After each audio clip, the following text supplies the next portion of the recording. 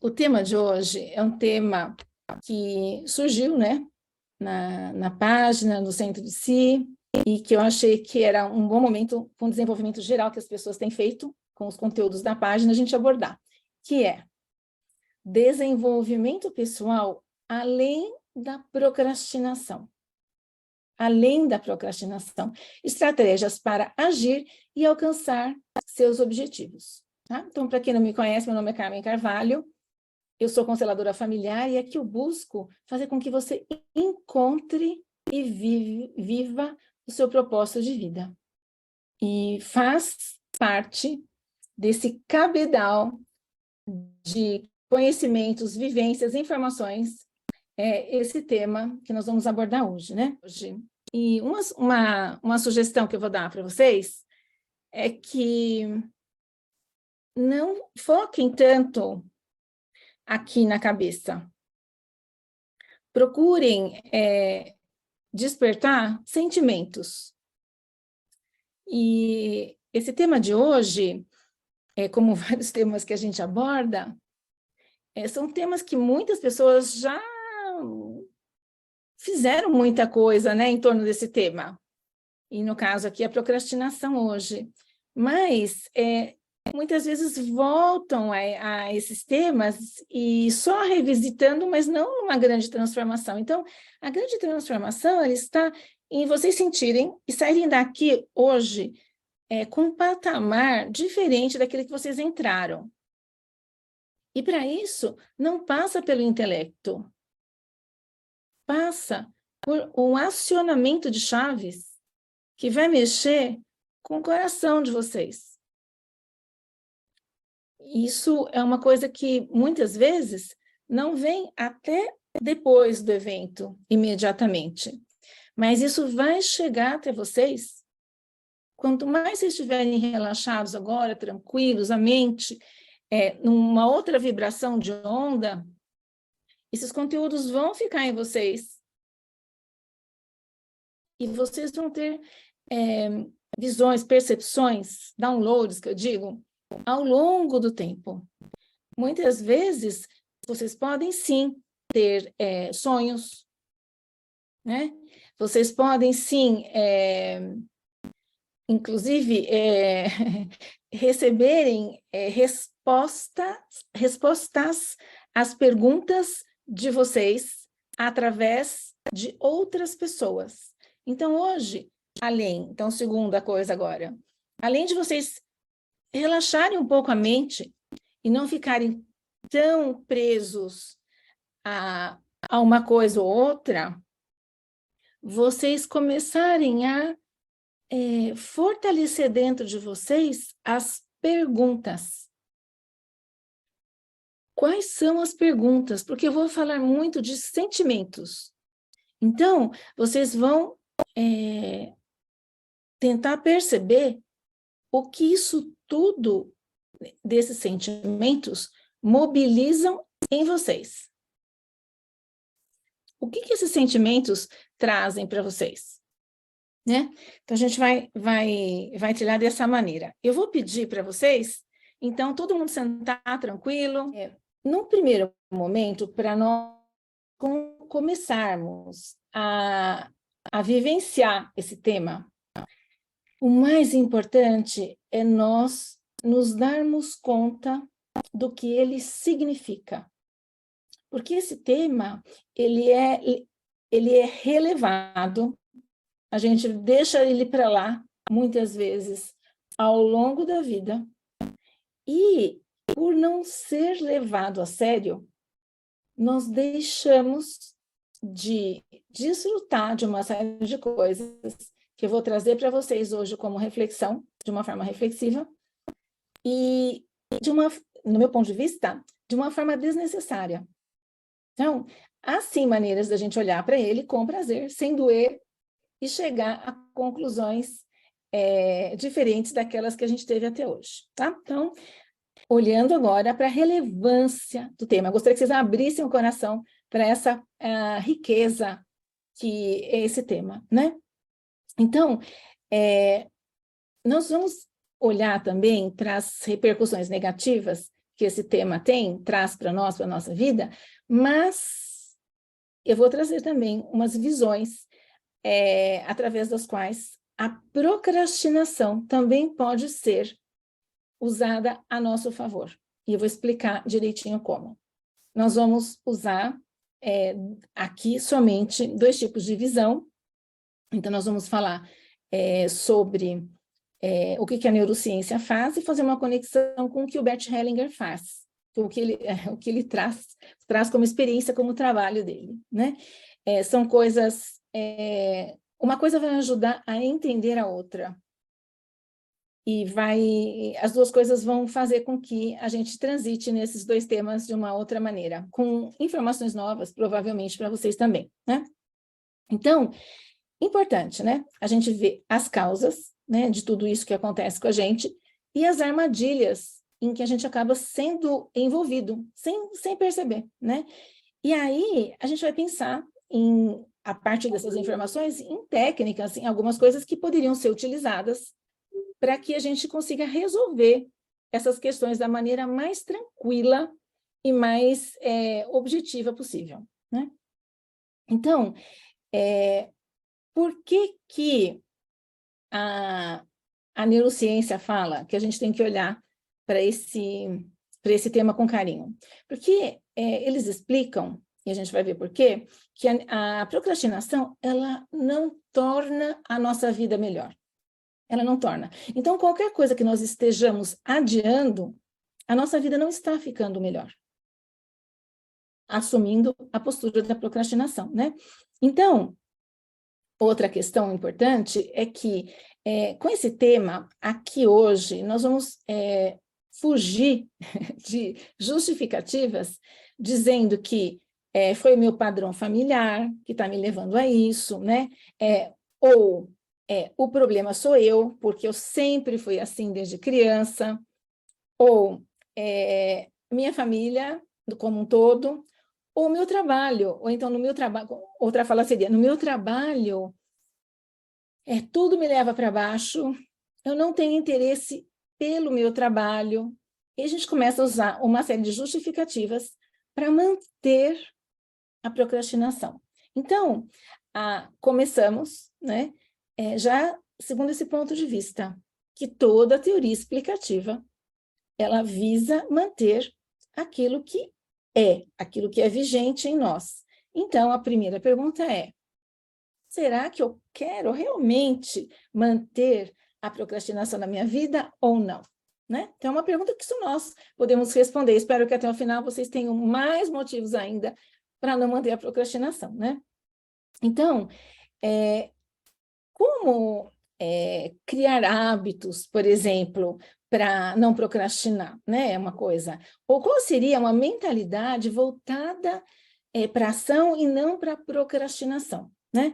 Então, para isso, a gente tem que primeiro pensar no que é a procrastinação. E a procrastinação, ela acontece quando nós sabemos aquilo que a gente tem que fazer, mas a gente escolhe fazer alguma coisa que não demande de nós uma energia, um foco, uma decisão. E optamos por fazer uma coisa que nos comprometa menos, uma coisa mais leve, né? Mesmo que a gente reconheça que aquela atividade, para nós, seria a atividade mais importante. Mas dentro de nós não conseguimos dar esse passo, né? Então, esse é um comportamento, né, que visa, né, que tem essa tendência de priorizar atividades menos urgentes ou de menor importância. Então, a gente escolhe fazer essas atividades, né? Em detrimento daquelas atividades que exigem o quê? Mais esforço, mais foco, mais concentração, mais responsabilidade, né? Para tomar uma decisão, por exemplo, né? Então, nós vamos começar a olhar para os sentimentos mais comuns associados à procrastinação. Então, aí vamos lá, todo mundo, focar nesses sentimentos, porque é uma vivência, e isso vai entrar em vocês, vai ajudar vocês a saírem de um espaço e entrarem no outro, né? Então, veja, procrastinação está muito associado à falta de motivação. Falta de motivação. Ansiedade. Então, a falta de motivação, que a gente chama de falta de motivação, nós vamos aprofundar nisso, causa ansiedade. Ai, não consigo, ai, não estou motivada, não tenho interesse. A gente fica mais ansioso. E a gente procrastina mais. Outro sentimento comum é o medo do fracasso. Ai, se eu for fazer, não vai dar tão certo, ou não vai dar certo, ou não vai dar certo como eu gostaria que desse certo. Ou como é que será que vão olhar isso que eu vou fazer? Vão olhar como fracasso isso que eu fiz? E aí vem a mania de perfeição, o perfeccionismo, né? Então, o perfeccionismo é outro sentimento que acaba nos envolvendo de uma tal maneira que a gente não consegue fazer, que a gente não consegue realizar. Tudo isso, né, destrinchando um pouquinho mais esses sentimentos, eu fui abrindo agora, vou abrir com vocês chavinhas, né? Então, a gente vai caminhar um pouquinho mais nesses sentimentos e destrinchar esses sentimentos para que vocês consigam ir um pouco mais além. Porque eu até agradeço, porque muito pouca gente para pensar sobre esse tema, né? Então, quais são os sentimentos mais comuns, então, que envolvem a gente? Então, vamos lá. Depois tem a parte boa, tá? Medo e insegurança. Então, medo do desconhecido. Vocês vão ver que tem coisas antagônicas aqui. Medo do desconhecido, medo do fracasso, medo do sucesso. Então, tanto medo do fracasso quanto medo do sucesso podem levar à procrastinação. Olha que estranho. O julgamento dos outros e a insegurança por assumir riscos desnecessários leva à procrastinação. Pessoas que têm autoimagem negativa, elas normalmente procrastinam. Por quê? A pessoa tem baixa autoestima, ela não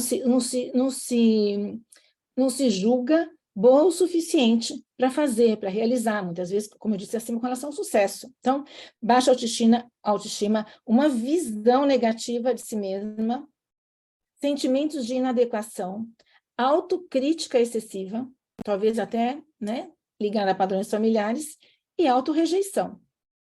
Olha como é importante isso, né? Hábitos, a pessoa tem hábitos limitantes. Então, o procrastinador, normalmente, o que ele faz? Ele não tem disciplina, tem uma falta de disciplina, falta de organização e resistência às mudanças. Ele possui crenças limitantes, falta de foco e clareza de objetivos, ausência de metas claras. E isso tudo pode levar a consequências negativas, né? Como, é óbvio aí, né? Aumento de estresse, diminuição da produtividade e frustração pela falta de sucesso, pela falta de progresso. Agora, qual é o benefício da gente olhar para tudo isso?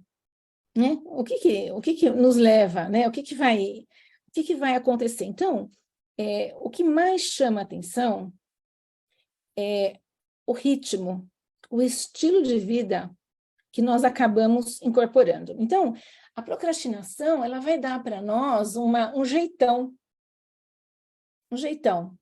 E esse jeito, eu chamo que é um jeito meio atrapalhado de ser, que a pessoa, ela está envolta nessa nuvem, né, dessas escolhas que a pessoa faz, e aí ela está sempre envolta com essas questões.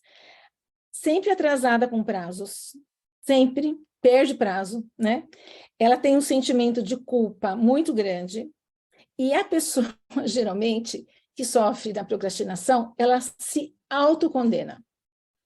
Então, é uma pessoa que, normalmente, é fácil de explodir, é fácil de estourar, porque ela está sempre no limite. Ela está sempre tentando romper o seu limite e não conseguindo. Ela está sempre na frustração, né? Sobrecarga e estresse. São pessoas que vivem um estresse, literalmente, um estresse profundo, né? baixa autoestima e autoconfiança, e o pior é que essa baixa autoestima e essa baixa autoconfiança, ela atinge outras pessoas. Então, assim, na medida em que a gente percebe que a gente não está conseguindo fazer aquilo que a gente sente que deveria fazer, e as outras pessoas estão nos cobrando com um olhar, pode ser só com um olhar, a gente se sente mais cobrado ainda, e a gente se sente pior em todos os aspectos, né? E aí acaba afetando as nossas relações pessoais, porque as pessoas nos veem dessa maneira, é assim que as pessoas nos veem, dessa maneira, né?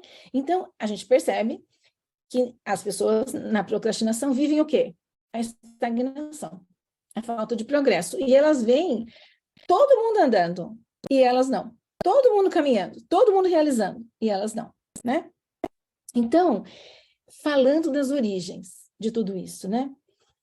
É importante dizer agora que a procrastinação, ela não é um perfil de caráter, né? Então, as pessoas, assim, que estão se sentindo mal porque são taxadas de procrastinadoras ou se reconhecem como procrastinadoras, elas têm que entender que isso não é uma coisa irreparável.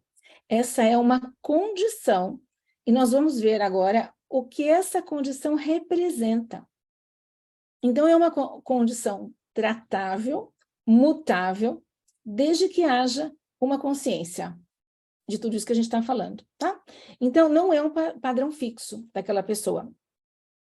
E o que é essa pessoa, o que piora na vida de um procrastinador? Então, no caso de um filho, no caso de uma criança, que muitas vezes a própria criança já é vista pelos pais como procrastinador. Só que, muitas vezes, essa criança recebe, ela é taxada com elogios, vamos dizer assim, com nomes, né? Então, dizem assim, fulaninho ou fulaninha sempre foi muito preguiçoso. Ou, fulaninha, fulaninho, tem dificuldade em fazer as coisas direito. Ou, esse meu filho, tudo que ele faz, eu tenho que refazer. Então, são pessoas que não são vistas, às vezes, desde a infância, como pessoas capazes. Isso, e tem o pior, a gente escuta isso, vê pais falarem isso, e adultos também se dirigirem a outros adultos falando isso. Você não faz o suficiente. Você está fazendo tudo errado, né? Então, em termos de comunicação, é a coisa mais desanimadora que poderia existir para um ser humano. Só que nós vamos ver como nós podemos lidar com esse tipo de postura de outras pessoas e não deixar com que essa postura de outras pessoas nos influenciem, pelo contrário, nos estimulem a fazer diferente. Tá? Então, o que a neurociência falou nesses termos, né? Que 4 fatores influenciam demais a nossa capacidade de sermos produtivos. E com relação a isso, não tem muita escapatória, é uma realidade de pesquisas. A gente tem que considerar sério isso, né? É o seguinte, para nós sermos produtivos, nós temos que ter um tempo de descanso. Se nós não tivermos um tempo de descanso, nós temos uma forte tendência de sermos procrastinadores. Então, sabe aquela questão que foi muito falado um tempo atrás, aquele ócio criativo? Se as pessoas não têm um ócio criativo, não têm um momento de criatividade, de tranquilidade, de não pensar em nada, ou de fazer uma coisa muito prazerosa, essas pessoas estão, sim, forte candidatos à procrastinação. Pessoas que vivem no estresse muito grande, né? Elas têm que escolher entre coisas, e vocês vão ver o que elas têm que escolher. Pessoas que têm que fazer tarefas, mas que elas não conseguem interagir com aquela tarefa, ou seja, aquela tarefa não faz sentido para elas. Ou a tarefa é uma agressão para elas, porque vai contra seus próprios princípios. Então, essa pessoa, ela não vai conseguir fazer, ela não vai conseguir realizar, ela vai ficar bloqueada. Por quê? Porque naquela tarefa ela não enxerga coerência. Então, como é que ela vai agir nesses casos? Né? Vamos ver. E aí, são procrastinadores as pessoas que se dizem, né, que não têm motivação. E aí nós vamos falar, né, da onde está essa motivação. Onde a gente encontra essa motivação, né? Então, qual é um dado importante que nós temos que ter agora? E eu vou fazer uma associação da neurociência com as constelações familiares. O nosso cérebro, ele tem recursos limitados. Ou seja, ele gasta muita energia. Ele gasta de 20% a 25% da energia que nós gastamos no corpo. Então, nosso cérebro, ele está sempre no modo economia. Sempre. E o que acontece quando nós temos muitas influências externas e internas? É que o nosso cérebro, ele entra num tilt. Para não entrar em pane, ele entra numa confusão com todos esses sentimentos, né, batendo no coração, em que ele tem que fazer escolhas, em que ele tem que selecionar aquilo que é possível que seja feito. Vale aí uma observação que, assim, isso tem que ser dito, é que, assim, o estresse para o homem e para a mulher são diferentes pontos de vista. E estava, inclusive, escutando de um psicólogo, um homem, falando, e interessante que ele diz que a maneira com que o homem reage a determinadas situações estressantes é muito diferente da mulher, né? Porque, por exemplo, um homem, ele não consegue, ele vai entrar em pane se a mulher resolve discutir a relação no carro, porque ele não tem para onde fugir, e ele não vai conseguir dirigir e, ao mesmo tempo, responder aos questionamentos que a mulher está fazendo.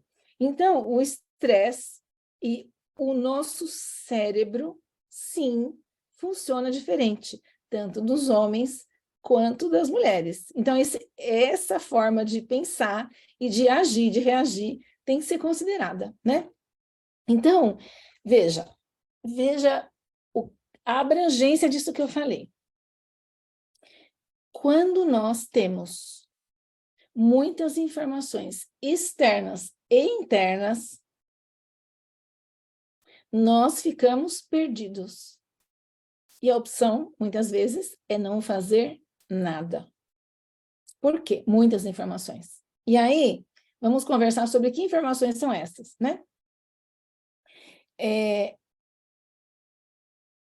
Na verdade, tem uma questão interessante também, que é o seguinte, é como se nós ficássemos brigando com a tarefa que tem que ser realizada. Então, como é muita informação, muita coisa para o cérebro, ele não sabe o que ele faz. Então, ele entra em pânico, é difícil para ele decidir. E se empenhar como, de que maneira? Com foco. Com foco. E a procrastinação é considerada uma forma de falta o quê? De foco. Então, é uma questão fisiológica a nossa reação frente a múltiplos estímulos, né? Então, se a gente for ver, a procrastinação acaba sendo um sintoma. Quando acontece tanta coisa junta, quando a gente é submetido a tanto estresse, a gente acaba, como uma reação, procrastinando, para conseguir até sobreviver, muitas vezes, né? Agora, disso que eu falei, qual seria um benefício de nós olharmos para a procrastinação segundo as constelações familiares? Veja, eu disse que Quando nós temos tantos elementos em nós para resolver, eu vou fazer uma alegoria, tá? Uma comparação mais superficial, depois um pouquinho mais profundo. Quando nós temos tantas questões pendentes, nós não conseguimos resolver. Então, quando nós, como pessoas, indivíduos, temos muitas questões pendentes no âmbito familiar, essas questões acabam nos influenciando de forma que nós também acabamos procrastinando. Embora há situações específicas dentro das constelações familiares que poderiam explicar a procrastinação, né? Então, eu vou nomear item por item agora para a gente não perder nada, né? Do ponto de vista das constelações. E a gente vai falar, então, da solução de tudo isso. Então, vamos lá. Lealdade familiar. Claro, muitas vezes até a gente sendo leal a algum membro da família, nós acabamos também sendo procrastinadores, até porque às vezes aquele membro também foi procrastinador. Então a gente vai fazer igual, vai seguir o padrão dele, né? Outra coisa, sobrecarga emocional. Então, muitas vezes, quando a gente tem muitos traumas não resolvidos, nós estamos sob uma tensão tão grande, ou a gente está numa situação familiar tão difícil, que despende tanto de nós, tanta energia, que nós não temos outra alternativa. E acabamos procrastinando pelo estresse que é viver aquela realidade familiar, né? Isso é até fácil de entender agora que vocês viram o exemplo aí, né? Então, na verdade, nesses casos, a procrastinação acaba sendo uma forma de evitar o confronto. Então, uma forma da pessoa não olhar para as questões familiares é fingir que não está vendo. Então, adiar a própria vida, essa é a palavra, adiar a própria vida, porque é tanto barulho em volta que a pessoa não dá conta de si, né? Crenças limitantes, essas crenças limitantes, com certeza, podem ser crenças familiares, né? E nessas crenças limitantes tem uma questão muito importante, que é achar, sentir que nós não merecemos o sucesso, ou que nós não podemos ter o sucesso, que o sucesso não cabe a nós, né? Então, essa é uma crença ligada a um padrão familiar. Identificação com algumas figuras da família, né? Fulano não teve sucesso, eu também não vou ter. Fulano também era procrastinador, eu também acabo me identificando com ele, né? Isso é uma coisa que eu acho assim, muitas vezes também a gente segue pessoas e procrastina porque são pessoas que não tinham objetivos fortes na vida e não tiveram muitas realizações. Então, a gente acaba seguindo esse padrão da procrastinação para justificar essa aliança que a gente faz com a pessoa, né?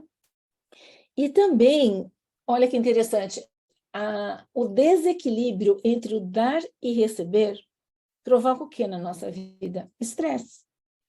E a gente já viu que o estresse tira a gente do eixo. E a gente acaba, depois, para não surtar, acaba deixando a nossa o quê? Vida de lado, né? Então, qual a solução de tudo isso? No caso das constelações, constelar. Para ir na raiz do problema. Do meu ponto de vista, também, a leitura de campo faz um grande trabalho. Quem estiver assistindo essa gravação, né, a gente vai gravar separado uma leitura de campo correspondente ao dia de hoje, né? Então, vai poder acessar separadamente. Agora, do ponto de vista da neurociência, o que a gente podia juntar aqui? Tem umas coisas interessantes.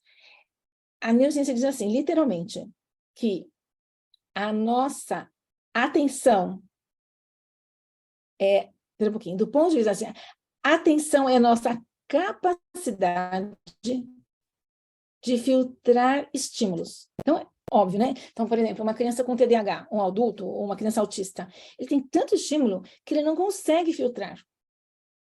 Não consegue filtrar.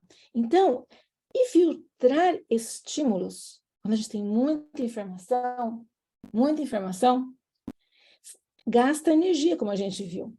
gasta energia. Então, quando nós temos muitos estímulos, já falei do ponto de vista das constelações familiares, muitos estímulos na família, nos tirando do eixo, e agora, quando a gente vê na nossa vida real uma vida em que a gente não consegue administrar a nossa energia, a gente vai procrastinar. Por quê? Porque é demais, porque a gente não consegue, a gente não dá conta, então a gente adia, né? E por quê? Porque a gente usa só uma parte do cérebro. E é uma parte do cérebro que consome muita energia, de 20% a 25% da energia do corpo. Então, essa é uma atitude que a gente tem de autopreservar-se, né?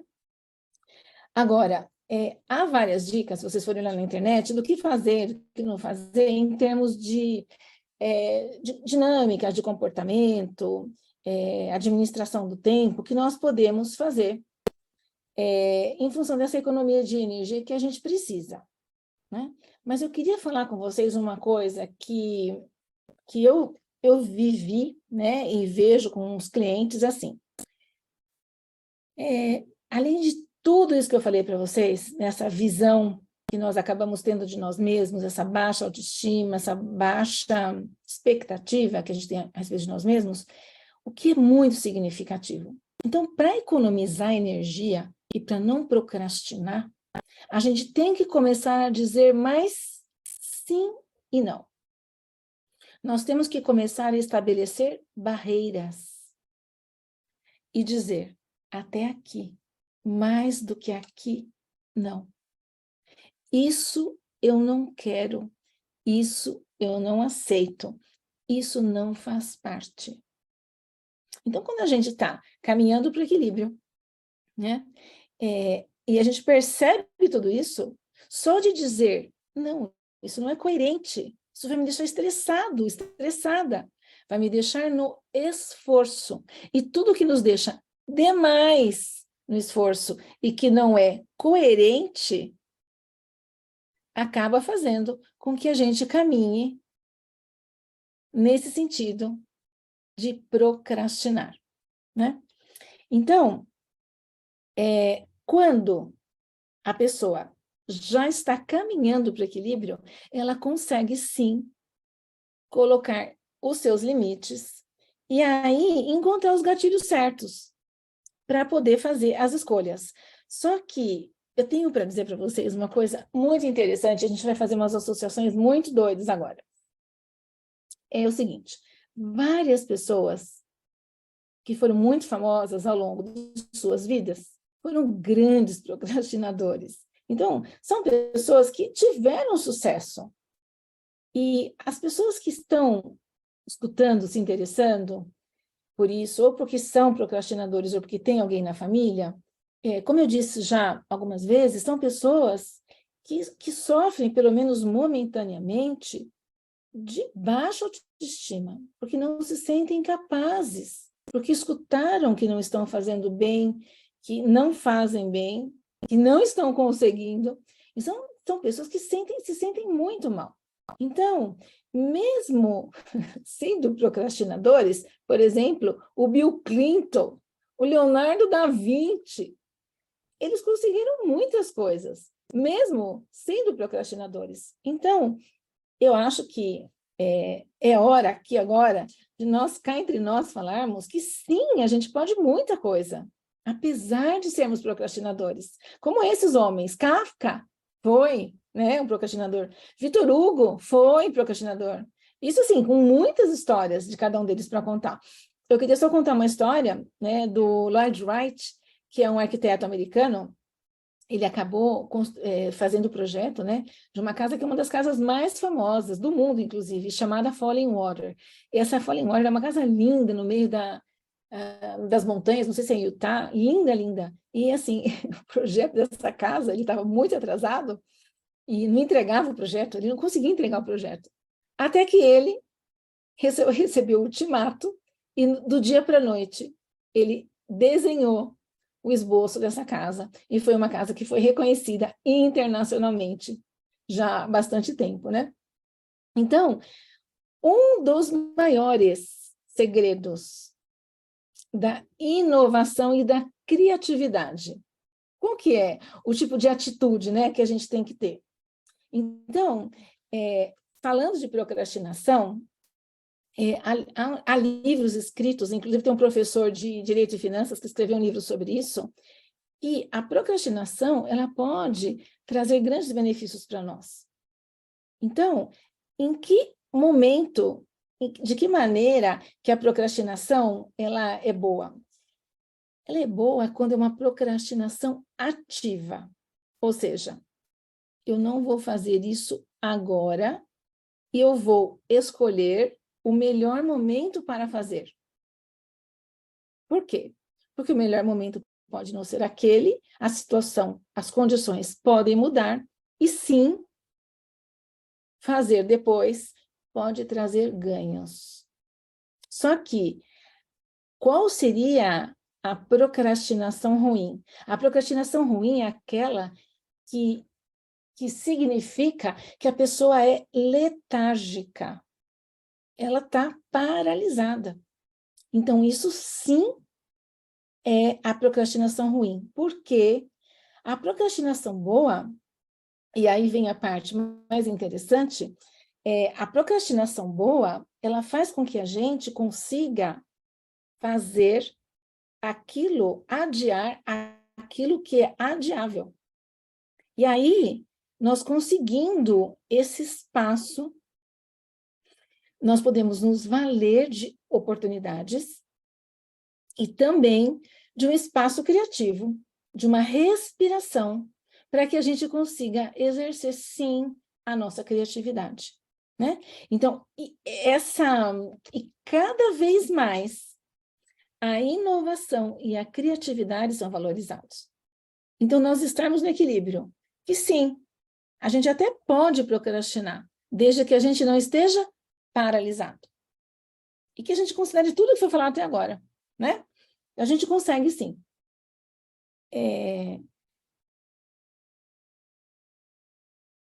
Uma outra maneira que eu queria fechar falando para vocês é o seguinte. Considerando, então, né, eu queria tirar o chicote da mão de vocês, né, para não ficar se chicoteando por causa da procrastinação. E uma outra maneira de tirar o chicote é considerar que nós podemos usar o bom humor. Eu sei que é muito difícil na hora que nós estamos sofrendo com a procrastinação, é um sofrimento, né? Mas, mesmo assim, é importante nós procurarmos sempre rirmos de nós mesmos. E como isso é possível? Nos auto-observando e não nos levando tão a sério. Procurando sair um pouquinho de nós e olhar para aquilo que a gente está fazendo. Não só para que a gente tenha consciência, mas para que a gente consiga olhar para as situações com bom humor. Né? Então, uma sugestão que vocês vão encontrar, que é meio lugar comum, é fazer pausas criativas, né? Fazer pausas criativas. Então, as pausas criativas, elas são importantes para a gente ter aquele respiro que eu falei. Porque tem até interessante, tem uma escritora que ela faz assim, uma escritora americana famosa, não lembro o nome dela, ela faz assim, ela faz assim, fazia assim, ela tinha tempo para procrastinar até as 3 da tarde. Aí, ela fazia tudo, assistia filminho de gato fofo, que eu digo que procrastinação, eu queria assistir filminho de gato fofo, né? Assistia filminho de gato, fazia tudo até as 3 da tarde.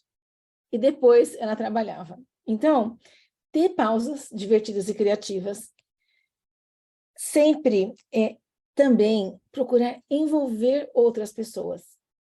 Não só falando das dificuldades, mas também buscando soluções, se colocando as suas questões. Para não, é aquela questão da barreira, né? Para as pessoas não jogarem um caminhão de pedra em cima da gente e a gente achar que está tudo bem. Não está tudo bem. Né? A gente pode dizer, não quero. Não quero, né? E aí, com relação ao humor, eu vou dizer até por tanta coisa que a gente vive e vê com as pessoas, né? O humor, ele pode ser um estilo de vida. E cada vez mais eu vejo que pessoas, mesmo passando por situações muito difíceis, elas conseguem viver com bom humor e, na implementação do bom humor, conseguem aliviar uma situação tão pesada que pode se tornar como uma procrastinação na nossa vida. Tá bom? Gente, então assim, quem quiser pode assistir a segunda parte, né? E aí, agradeço, a gente vai fazer a leitura de campo correspondente ao dia de hoje, tá bom? Muito obrigada até aqui, quem ficou e quem continua também, tá bom? Até mais.